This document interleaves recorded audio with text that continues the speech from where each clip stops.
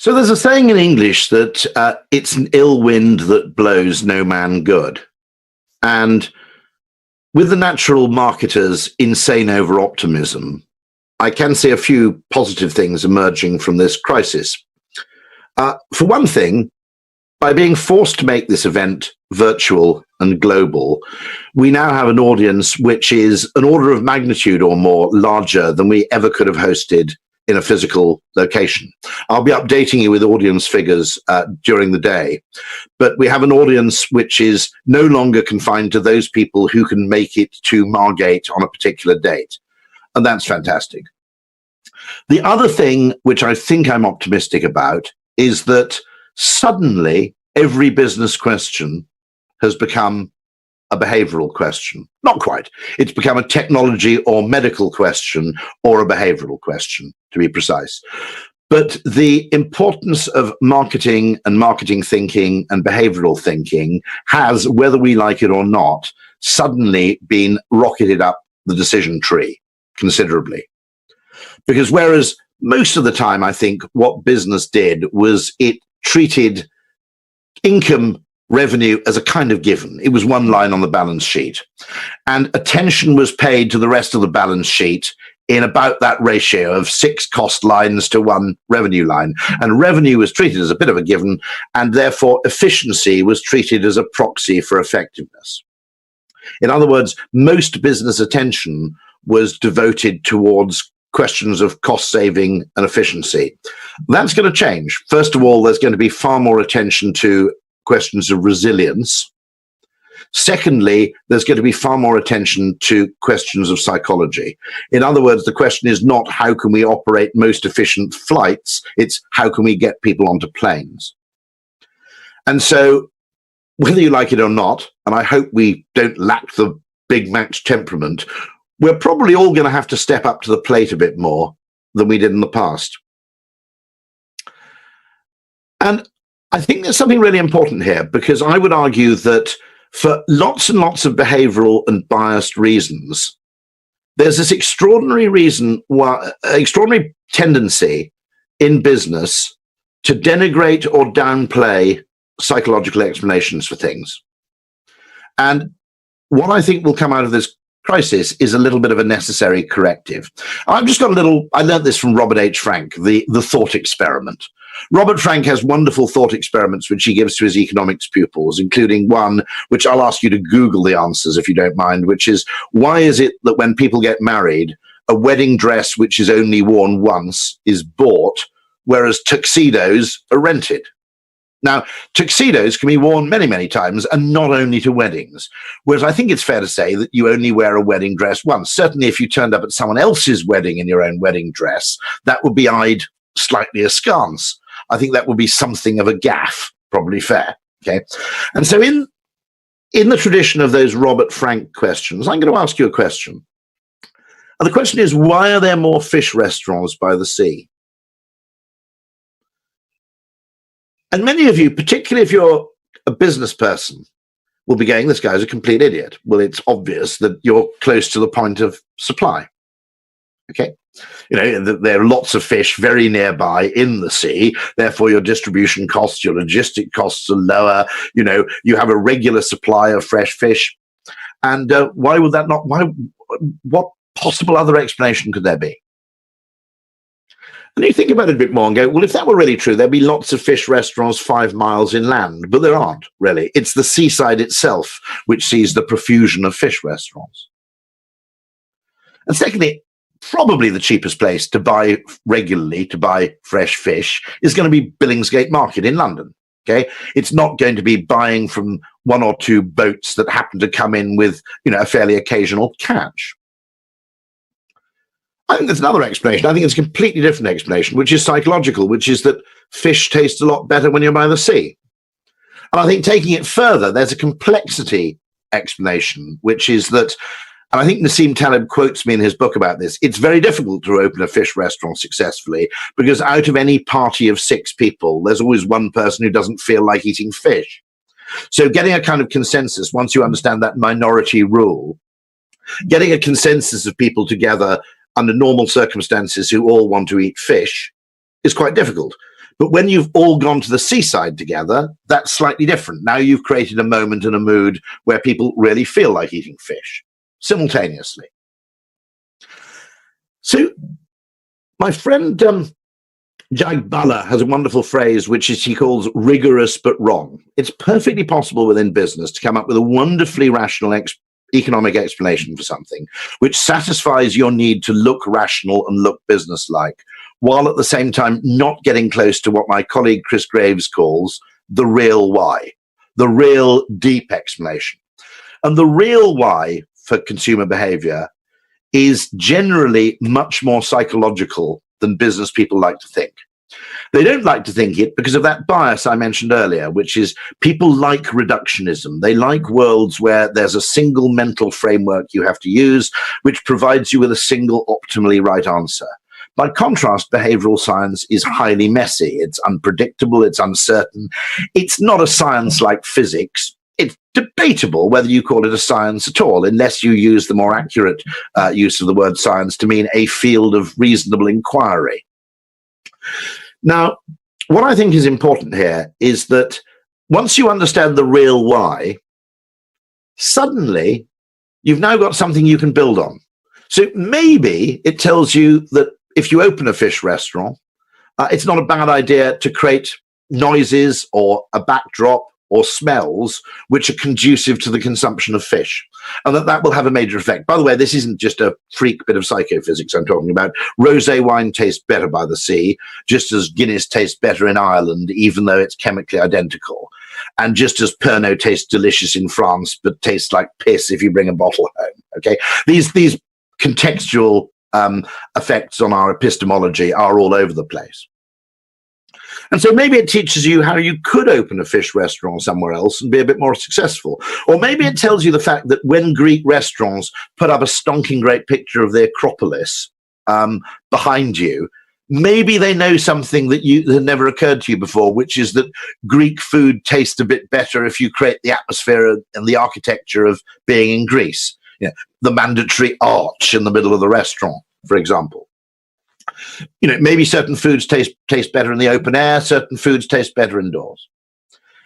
And I would argue that the last remaining untapped, unmined potential for really significant competitive advantage in any business that is enduring is in first understanding what is the real why, the real truth of why it is people do things. And that means not really just being customer-centric. It means being kind of amygdala-centric. In other words, you have to focus yourself not just around those parts of your customer's brain which do the talking and which are generally engaged busily in post-rationalization. You have to be equally centered around those parts of your customer's brain which can't talk and which are opaque to introspection. You know, the parts of the brain that influence our behavior without having any effect on our reasoning. And here I come to, I think, an interesting point, which is, I think one of the things we can do here, if we're really brave, I think we need to take this opportunity to reframe capitalism. Now, this is not just me talking, it's people like, for example, Jonathan Haidt talking as well, which is that the standard idea of capitalism is that through competition, it serves to deliver things very, very efficiently to people. Things that people already know they want and things which they already know how much they're prepared to pay for. Okay? And I think a much more interesting way to look at free markets is to say it isn't really that much about efficiency at all. Actually, what free markets are is they're a massive, extraordinarily well-funded psychological social experiment. And the aim of this experiment is to find out what people really want and under what circumstances people want certain things. And I think if you view business as a form of scientific inquiry into what people really want, and it's not necessarily particularly close to what you might think of as the official logical purpose of a product. Nassim's written stuff we used to talk about, which is the real value of a dishwasher isn't necessarily that it washes your plates It's that it provides you with a place to put dirty plates where they're out of sight and where you can't smell them. Okay, the real value of a swimming pool isn't really that you swim in it. It's that it gives you a license to walk around your garden in a bathing costume without feeling like a dickhead. Okay, that quite often, even products or services which seem to have a very, very clear function aren't really about that at all. I've been exploring electric cars, and I've decided that actually with cars, a large function of the car is really there to give blokes something to talk about to each other, which doesn't involve emotions. And so I think Tesla's doing a great job here. They're adding a whole bunch of Carnot theory gizmos like fart mode and dog mode. And it will enable people to go, well, actually, what you really need is the new supercharger they've just opened on the B459, which is a kind of comfortable range of male conversation, which doesn't touch on anything, deep or human. And so once you understand what things are really for, business becomes more complicated. It becomes messy. It becomes less certain. But one, it becomes a place where you can more easily find sustainable sources of profit by simply knowing things that your competitors don't, or, to misquote Heineken, appealing to parts of the brain that your competitors don't. But also, when you view it as something, and this is something Drayton Bird said to me years ago when I first started in the business, you don't do marketing to make money, first and foremost, you do it to learn. And here I think we can actually start to see, if we start to view consumer capitalism as an immensely, absurdly well-funded social science experiment, we start to see actually a more interesting way to look at business. It's not the sort of dreary kind of exploitation of what we already know, which is a necessary part of business. I'm not disputing that. But a large part of it is actually the experimental discovery of valuable things that we might not yet know. And that's where I think there's an interesting divide between business as a problem-solving entity and academia as a problem-solving entity. In a sense, I suppose, there's an interesting difference here. And so I think this brings me, when I mentioned business as being a source of, a form of inquiry alongside the sciences, it brings me to what I think is the central function of nudgestock, which is to be a place, or in this case, a space, where business and academia can learn from each other profitably. And by the way, I'm not letting business off the hook here. If you think about it, I think Amos Tversky said that what Daniel and I do is we take the things which are already known by car salesmen and advertising executives, and we codify them into a kind of recognizable framework. And I think our failure, by the way, not only as marketers, but as business people, to attempt to codify and look for common patterns in human behavior was, when you think about it, an extraordinary kind of act of omission. Okay. On the other hand, there are advantages to business as a problem-solving tool over academia. One, we're not necessarily trying to be right. We're trying to be progressively less wrong. Two, we have a very good incentive scheme. If you discover something that other people don't believe, but which is nonetheless true, for instance, you get handsomely rewarded. Business is probably the only sphere of human activity where it actually pays you literally to change your mind. It's a very, very good mechanism for overcoming confirmation bias, because it doesn't matter how much you've invested in basically a particular wrong course of action. If you make more money doing something else, you are literally paid to change your mind. And it's also a facet of business, I think, which is it's very good at coming up with answers to questions where there's more than one right answer. Different people at different moments in different contexts want different things.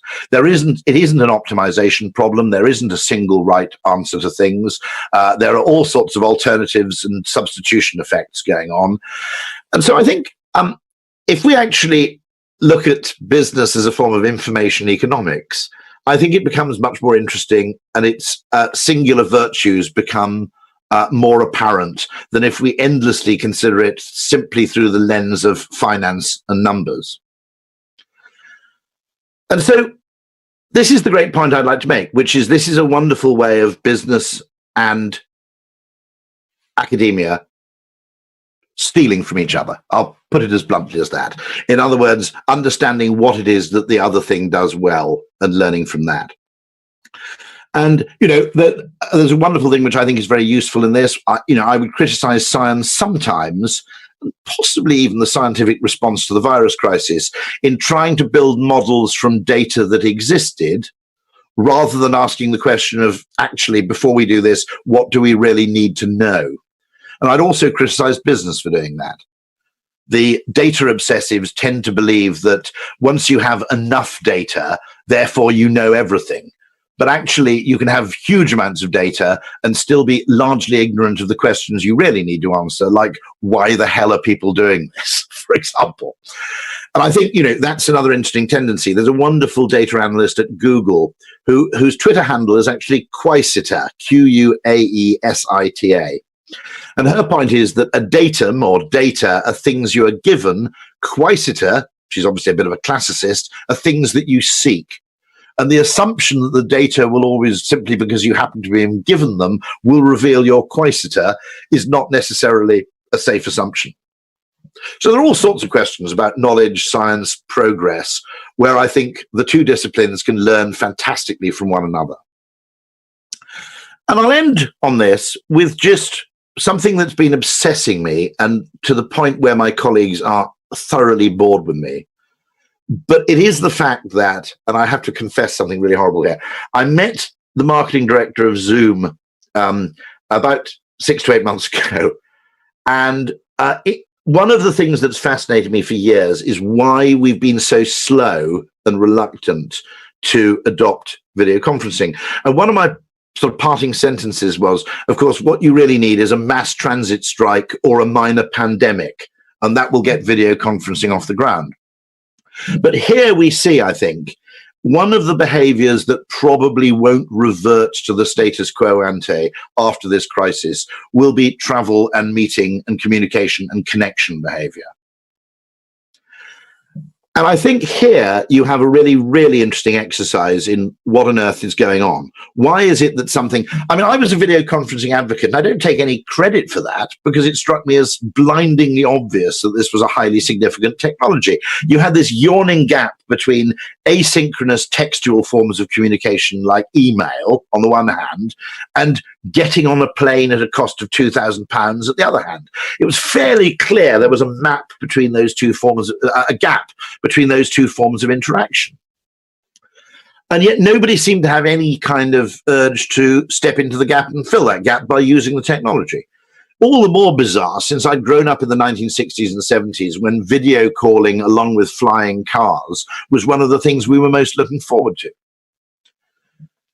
And I think what's fabulous about that is it shows that there's no innovation without marketing, or to put it another way, marketing and innovation are in many ways two sides of exactly the same coin. Peter Drucker believed that in many ways. That if you think about it, an invention, if it isn't adopted, if it doesn't change behavior, remains largely of theoretical interest. It's only when you get widespread human adoption that something makes the leap from invention to innovation. And in many cases, the barrier to achievement, sometimes they're technological. Okay, people had kind of sussed out powered flight a long time before the Wright brothers, but nobody could get an engine light enough. With steam power, it was simply impossible. Okay, and so there were people who grasped that sort of thing long beforehand, but it was the power source that was required. Okay, but in other cases, you have the technology there and it's already quite good and no one's adopting it. Because you've created the technological solution, but you haven't created the conditions or context in which it becomes attractive to adopt it. And in many ways, okay, I look at marketing as being the kind of Janus-faced alternative innovation. Everything is a mixture of working out what people want and finding a clever way to deliver it, and working out what you can deliver and finding a clever way to make people want it. And so I always viewed this video conferencing conundrum as kind of the Fermat's last theorem of behavioral science. It was the thing I always wanted to crack. And until this happened, maybe I was getting halfway there. One of the things I discovered, for example, is what you can never do and must never do is say to your staff, by the way, you're free to work from home. If you say that, it's basically a concession. And they feel they're burning reputational capital every time they take advantage of it. Okay? On the other hand, if you say, no, you don't understand me. It's not that you're free to work from home. I want you to work from home. It's only then that you'll get some sort of behavioral shift. And I think insights like this have a bearing on everything. Okay, now I've talked mostly about business. What I haven't talked about is charitable and pro-social work, which is, if you like, the third apex of the triangle here, which is we can learn from both academia and business and deploy that kind of learning in things which are socially beneficial. And video conferencing fascinated me because I saw it's the proxy for lots of other problems, from the adoption of electric cars to the widespread adoption of solar panels. Maybe there's still a role for government, maybe there's still a role for conventional economics. You need financial incentives, you need legislation. What's patently clear is that maybe the most difficult sale of all is the first solar panel on the street. Once there's one solar panel up there, the second sale becomes easier, and the third, fourth, and fifth sales almost become a breeze. Which has really important implications for advertising, because it may mean that your advertising is in fact most effective when it appears to be, in terms of cost per sale, most costly. Which I suppose brings me round in a full loop to the fact that the huge value of this is that when we discover things that are counterintuitive, they're hugely valuable. A, because your competitors don't know them. But B, because even sometimes if your competitors don't know them, they're culturally incapable of copying them because they're so wedded to a logical financial model of the world that they're incapable of seeing it through a different lens. What I hope nudgestock does, I've been overambitious here in attempting to essentially base economics and business on a psychological framework rather than a financial one. But it's not a bad exercise. It's not a bad alternative view of the world. And if you come out of nudgestock in 12 hours time or 11 and a half hours time now, and you've just managed to do that just a little bit, never forget, I think Alan Kay said, a change in perspective is worth 40 IQ points. So today, let's hope that several times you miraculously just become a little bit brighter. Thank you very much. We've got a history of controversy with nudgestock. We had Dominic Cummings speaking here 3 years ago. Now I'm pleased to introduce Patrick Fagan, who's essentially in recovery from Cambridge Analytica. I think this will be an absolutely fascinating conversation because there are two strands to, I think, what we do, which is what you might call Dan Ariely strand, which is predictably irrational, which is what makes people consistently the same. In other words, certain mental patterns that are common to all of us most of the time. And then there's the other strand, which is what makes people different. And as a perfect person to launch that second question of where are people different, here's Patrick. Thank you very much.